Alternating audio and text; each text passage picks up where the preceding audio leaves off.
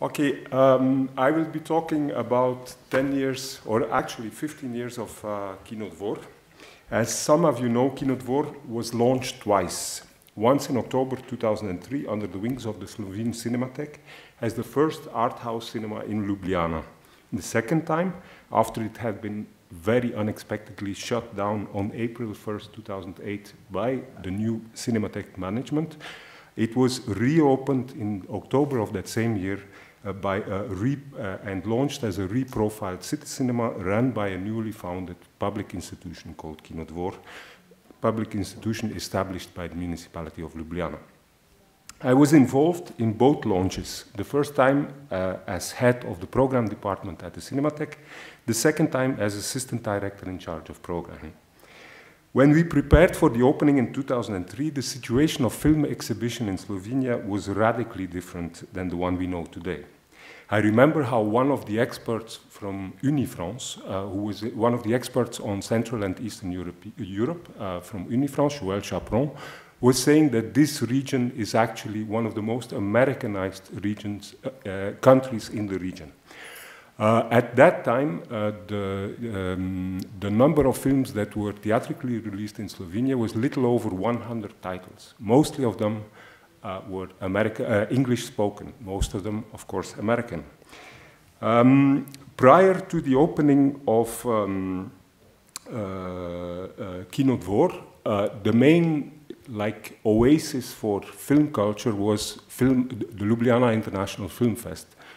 So Film Art Fest, as it was called then. So annually, in November, all the film-loving crowds, there were really crowds, met and saw all these wonderful films that were, for the very first time, they have been reading about in festival reports, but had no chance to see and were definitely never going to be released theatrically in Slovenia. So the concept, when we were thinking about launching the first art house cinema in Ljubljana, the concept seemed pretty obvious to us. All we had to do was bring those titles bring them over the border, get them here, have the distributors distributing them, and the work is done. Since there was such a massive attendance at the film festival, we took the audience for granted. So all we had to do, that was our initial idea, was to concentrate on bringing the very best films and present them in the very best conditions, and the project was bound to succeed. Actually, one of the slogans we used at the time was, Kino Dvor is the place where films like to go to the movies. The whole idea was that, films have also an environment they like to be shown. So our basic thing was, film is the heart and the soul of our operation. If we serve it if everything is there to serve that purpose, the staff, the publications, the equipment, the promotional materials, the talks, the introductions, it will work. There are several reasons why the project failed, but one of the most important ones was that we were facing a behind-the-stage industry boycott. Let me try to clarify very briefly. When we at the Cinematheque conceived the program of Kino Dvor, we imagined that it would consist of the quality European films, the so-called world cinema, Slovene film, American independence, re-releases of classics, and a small number of contemporary films with very limited or no commercial theatrical potential in Slovenia, but which we at the Cinematheque bought for the future, which we bought exclusively for their film historical value.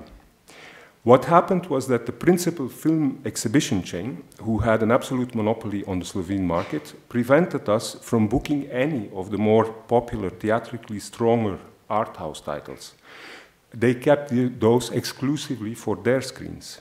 So the result was that the two last mentioned categories, so the classic re-releases and the titles with hardly any theatrical potential acquired by the Cinematheque, which were originally supposed to be something like 20% of our program, had to overnight become 80% of our program. So the whole idea of what Kino Dvor would become in the future was dramatically changed. So what was meant to be a very diverse program for equally diverse audiences became a much more limited offering.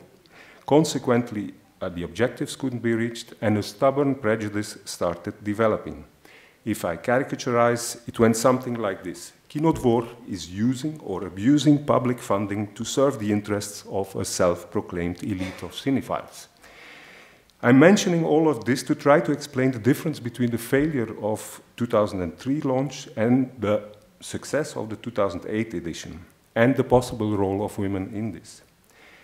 When we developed the plans to relaunch Kino Dvor as a city cinema, there were two major strategic decisions taken prior to the opening. First, we signed an agreement of cooperation with our strategic partners, most notably the film distributors, of course. It was a kind of letter of intent in which we formulated our mission statement of what we would do, but also a commitment that we, as a cinema, would not engage in film distribution, which was a very important element, in exchange for that they would provide us with the titles we wanted to show. This was an intention. It was not, but it was a big difference. A second major policy difference was that Nina Pichet, the first director of Kino Dvor, kept on insisting that besides the alliance with the strategic partners, we also needed an alliance with the public. To phrase it differently, like in 2003, we would remain the center, Kino Dvor would remain, a film would remain the center, the heart, and the soul of our culture and institution, but we needed to start giving equal importance to the audience. Her motto was, film plus audience equals cinema. Without an audience, we simply can't make it. It is something that from today's perspective maybe sounds self-evident, but 10 years ago, and to some extent still today, this idea was taken with a certain degree of suspicion and skepticism, especially by those who were most dedicated to the original pure film-centered concept of an art house cinema. The fear of part of the cinephile community was that as soon as you start increasing the value of the audience, you automatically reduce the value of the film. One assumes that by giving the audience equal importance, you are compromising and doing concessions to public tastes, and you will eventually be programming by catering to that taste. So this will inevitably be at the cost of the quality of the films you offer. We, on the other hand, believe that by thinking audiences, their composition, their taste, their preferences, their interests, their concerns, their motivations, and by trying to understand why people go to the movies, what they expect from a visit to the cinema, we can not only do better service to the public, but also to each and every one of the radically different types of films we schedule. I would like to add, especially to the films we feel most passionate about, films that are most often the most demanding. The film is, like the critic, Dana spoke about it, a mediator between the work and the audience. French film critic Serge Danet always used the word passeur. We believe that the more we know about the film and about the audience we show it to, the better mediator, the better go-between, the better passeur we can be. It is with this in mind that we actively work not only on diversity of program, but also on diversity of audiences we try to attract. According to our founding act, Kino Dvor was established to showcase, I quote, quality cinema, to enable, I quote again, continuous access to cinema for all visitors. In the first phase, one of our priorities was to profile ourselves as a cinema for all generations. Our young audience section, Kino Ballon, would, beside our regular and our festival program, be one of the 3 program pillars of the city cinema. We reconnected with the seniors, many of whom had lost their movie-going habit in the aftermath of the opening of the first multiplex and consequent closure of the many single-screen cinemas in the city center. Later on, and more or less after we had raised the first generation of children for whom Kino Dvor was not something strange or alien, we followed up, moving up to the next generations, launching the Teens for Teens label and festival Kino Trip. The general idea we tried to get across was that Kino Dvor was a cinema for boys and girls, men and women of all generations. And here I will take my first commercial break by showing you a short presentation made by our head of marketing, Anna Seta, some time ago. Where do I have to? Right button. The cinema and I. It's a long story. It began before my parents even turned from the Red Hall in Kolodvorska Street towards their apartment.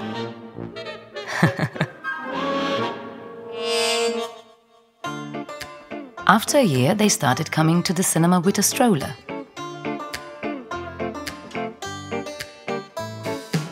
I still remember the first time I went to the cinema alone.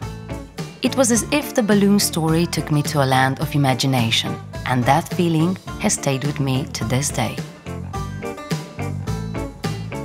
At the time, I would still tell my parents about every film I saw, but later the cinema became the place I would go to get away from them.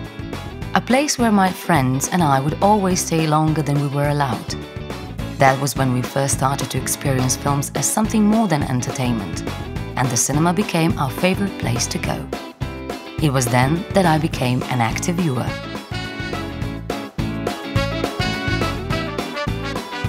In my student years, the cinema was already my constant.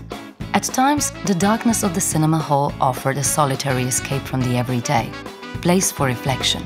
But often it was the cinema cafe that formed a meeting point for my friends and I.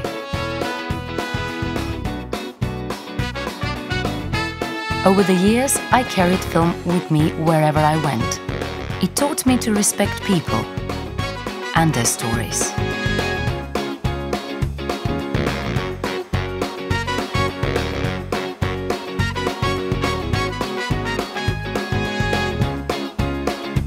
I encountered it in everybody, and it was everywhere in the city. It spread across city squares, courtyards, under the stars,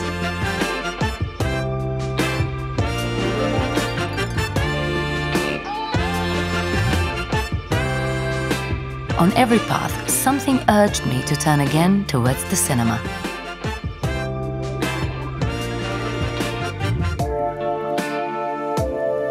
It is the place where, after all these years, I still meet a familiar face while having a coffee after a screening. Today, I'm going to the cinema for the first time again, this time with a special companion. Everybody in their own film, together at Kinodvor. Kinodvor, City Cinema.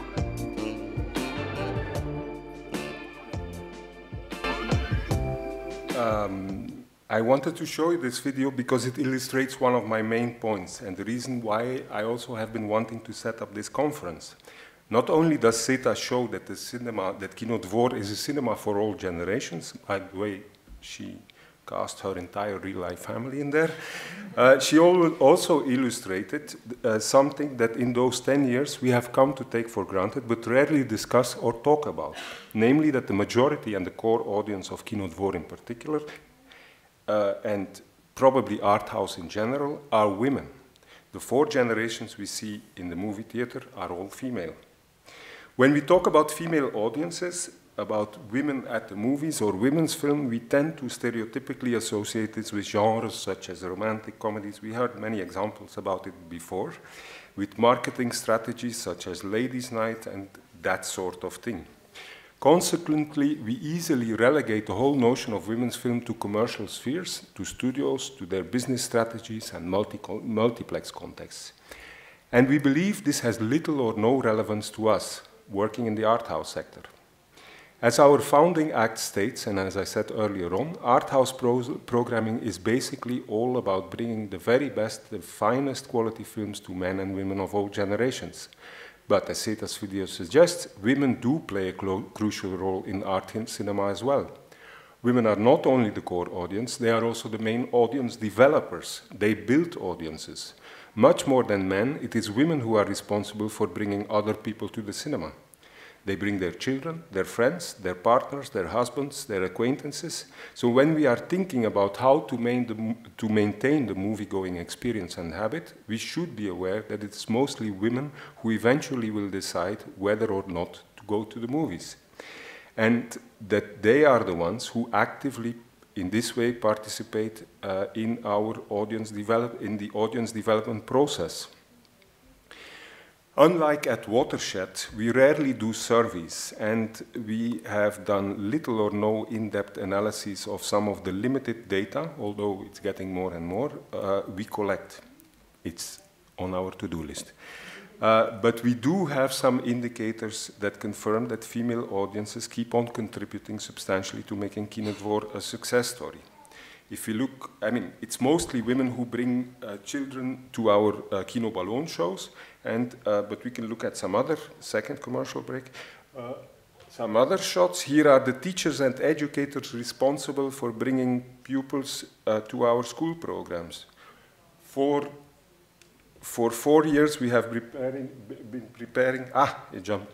This is the senior program, so where you can see that apart from the gentleman in the middle, on the front row, it's mostly women. This is the talk afterwards in our cafe for the senior program. And as far as the Teens for Teens film festival is concerned, every year they recruit a team from all schools around, and again, as you can see, 4 consecutive years, the boys are the absolute minority.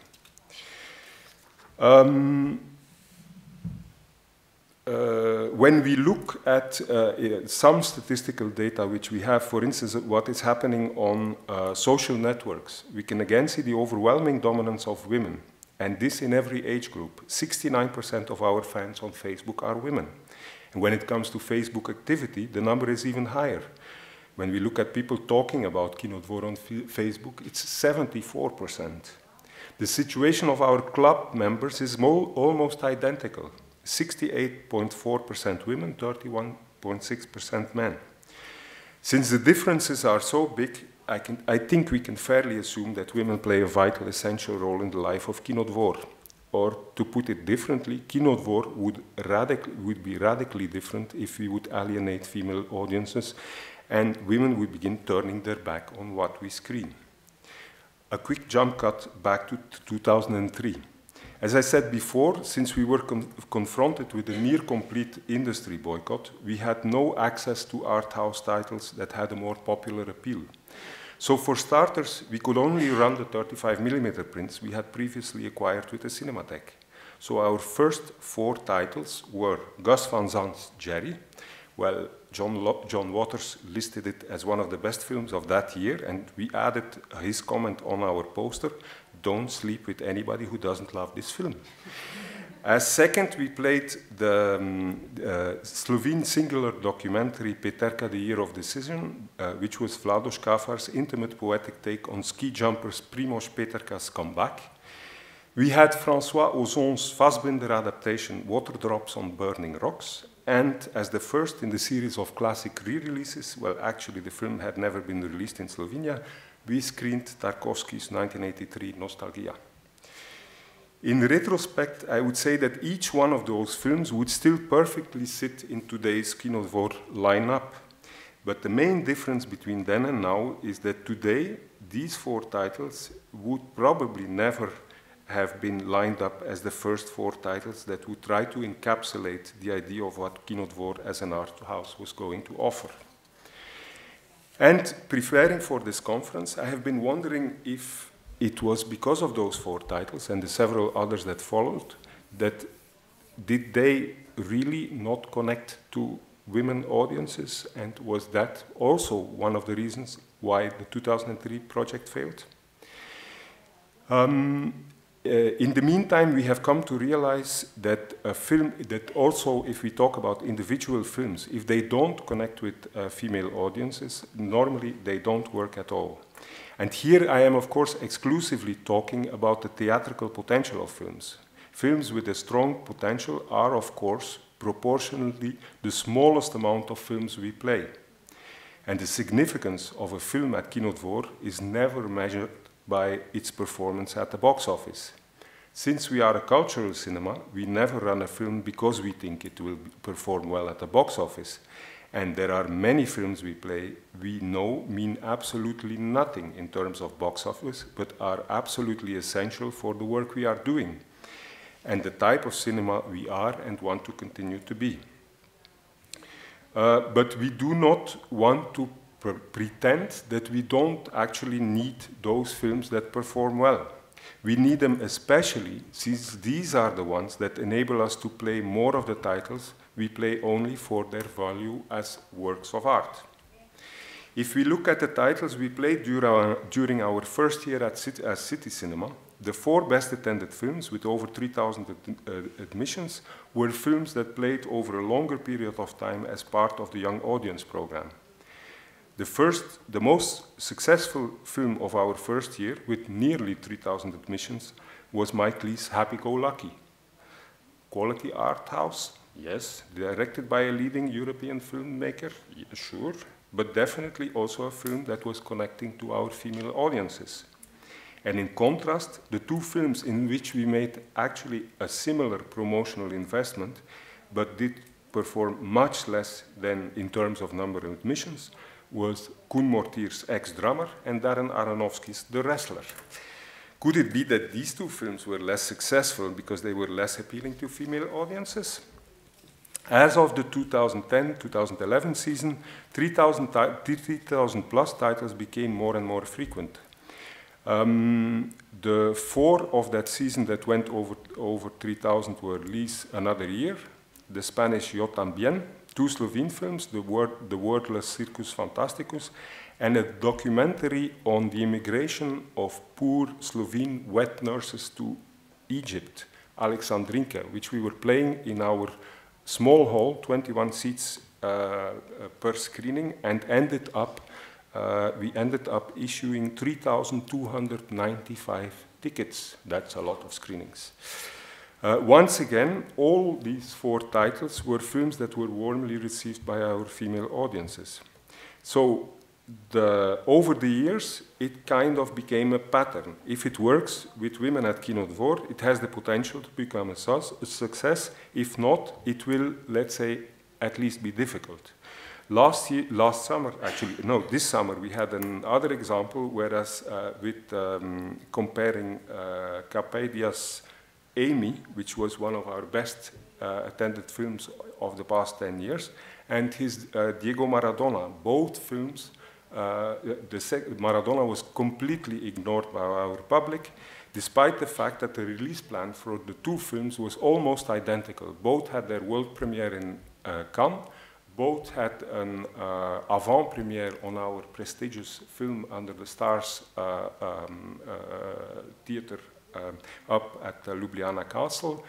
Both films were not available on torrents when we did it, another important element, but one, as I said, was an absolute hit. The other one was a total success. The Queen of Soul versus the global football star. Are we talking stereotypes? If it is women that make or break a film at Kino Dvor, are there any particular ingredients or common denominators of the films they prefer at Kino Dvor? Before trying to answer this, I feel really, really uncomfortable generalizing, but as far as women audiences, both as far as women audiences are concerned, as well as the film is concerned. Audiences are really, really very diverse, and so are the films. In the past 10 years, we have played over 2,600 films. So if we look at those that were theatrically released and check which ones had successful runs, we could try to identify one of the general characteristics that might be responsible for their success and possible connection to women audiences. But before going into that, I would like to say a few words about the art house status of films directed by women at Kino Dvor. Unfortunately, it's a catastrophic situation in Slovenia because we, like I said before, we have a protocol signed with the strategic partners that they have a pride, as far as released films, that we don't do any corrective when it comes to film distribution. So we work with the films we are getting from them. But here we, because of this disproportion, our policy has consistently been to take affirmative action towards the work of female filmmakers, despite the fact that these films, especially by the outstanding directors we care so much about, like Claire Denis or Lucrezia Martel, to name just the last two we have recently screened, and despite the fact that these are the ones where the distributors absolutely say festival only and no release, we always try to put them on our schedule. And we try to give them not only on our schedule, but we also try to do it so that they would have a life in Slovenia in the other art house cinemas, because there we are the main factor for a distributor as to whether or not he would release them or not. But when it comes to popular films directed by women, to give you another statistic, of the 75 films of the past 10 years that had more than 3,000 admissions, only 5 were directed by women. 3 of them were films for children and young audience. The other 2 were Maren Ades' Tony Erdmann and Margaretha von Trotta's Hannah Arendt, talking of the type of films. When we come to the 154 films that had more than 2,000 admissions at Kino Dvor, only 16 were directed by women. Of those, half of them, so 8, were children, young audience titles. And besides the earlier mentioned Tony Erdmann and Hannah Arendt, there was Urša Menard's Nebom več Luzarka, a film about an art history graduate who has no job and is trying to figure out her life. Should I stay or should I go? Lady Bird, the documentary on Janis Joplin, Little Girl Blue, Citizen 4, Winter's Bone, and the exception to the rule, the only Claire Denis we played that worked with female audiences, Un Beau Soleil Intérieur. Was it an exception because it is, as Dana Linsen described it wonderfully in her NRC review at the time, pardon my rough translation, it's a rather genius film since each time it seems to be something it is eventually not. A romantic comedy, a satire on the French bedroom drama, a search in the confusion of female sexuality, an ode to the blushing cheeks of lead actress Juliette Binoche, and of course, the latest film by Claire Denis. All of that at the same time. So yes, I think it worked because it was the combination of all of that. And unfortunately, probably least because it was the latest of Claire Denis. How am I doing with the time? I have 4 more minutes. So what could be the characteristics? In these 10 years, I did some more. We had 49 films that had more than 3,000 admissions. So if we talk about popularity in art house context, if we would try to tag and put a label on try to categorize these 49 films. Films with women as protagonists in this. Potiche, Hannah Arendt, Philomena, Amy, Alexandrinka, which I mentioned before, The Children Act, Tracts, Woman at War, 3 Billboards Outside Ebbing, Missouri, Anna Karenina. That's it. Films with more protagonists, but of which one of them is also a strong female character. Tony Erdmann, Cold War, 45 years, Yo Tambien, Separation. Films directed by art house names of confidence, Almodovar, Dolor y Gloria, Mike Lee, Happy Go Lucky, Another Year, and Mr. Turner, Aki Kaurismäki, Le Havre, Loach, The Angel Share, Haneke, Amour, Wes Anderson, Moonrise Kingdom, the Grand Budapest Hotel, Farhadi, Everybody Knows, festival buzz titles, Malik's Palme d'Or, The Tree of Life, which was on our absolute top. Films about a human interest topic which provoke not the film critics but other journalists to discuss them in their columns, like Ostlund's The Square, do we still trust people or not, or his force majeure, would you, like the mother in the film, first protect your children, or like the man, run away and take care of yourself. Rok Bicek's much discussed Družina, following 10 years in the life of an underprivileged young man. Von Trotta's Hannah Arendt, which caused several articles talking about the relevance of the banality of evil. The Wender Salgado documentary, The Salt of the Earth, Saving the Rainforests. Then there are the films about education-related issues. The documentary Alphabet, which was condemning educational school system that is based on competition, but seems to eradicate creativity. Again, Bicek's Class Enemy, about the authoritarian German language teacher whom his class accuses of having provoked the suicide of a teen classmate. Winterberg's feature about a kindergarten teacher accused of sexual misconduct.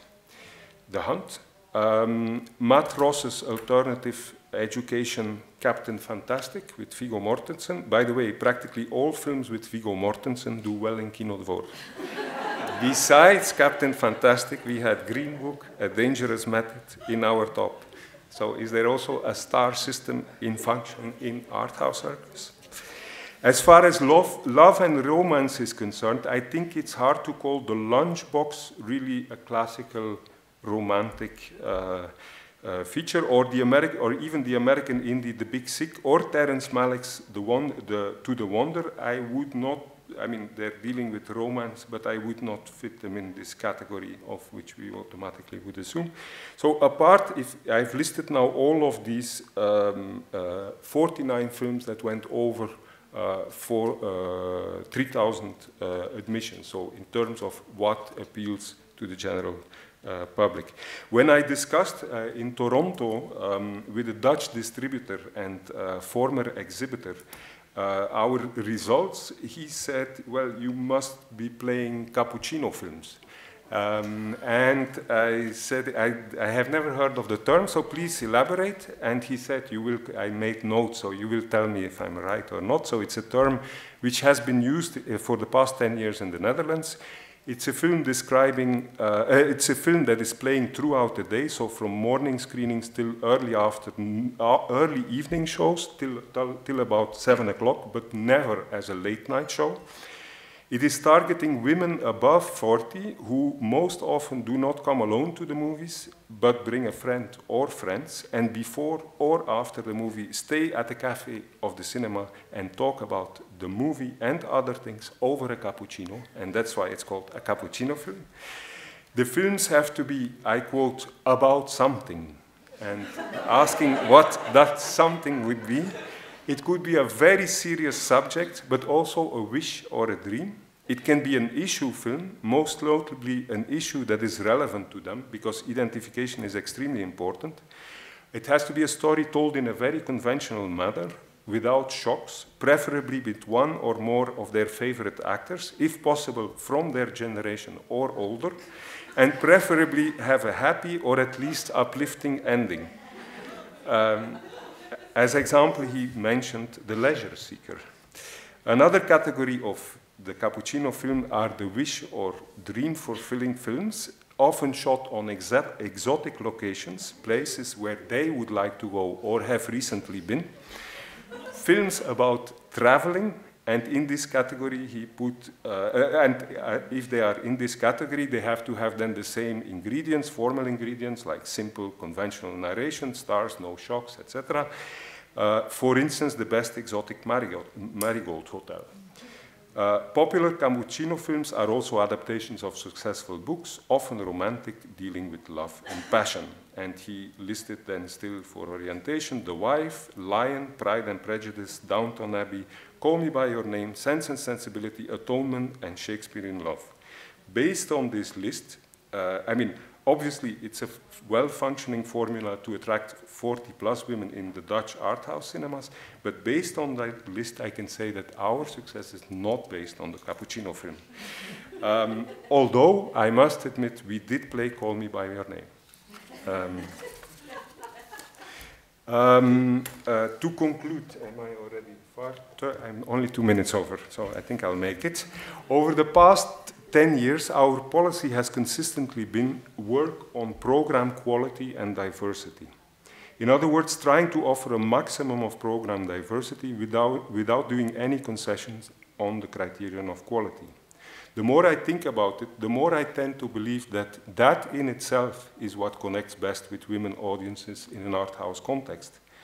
If you can guarantee a wide enough variety of films, you will attract an equally wide variety of differently profiled women audiences.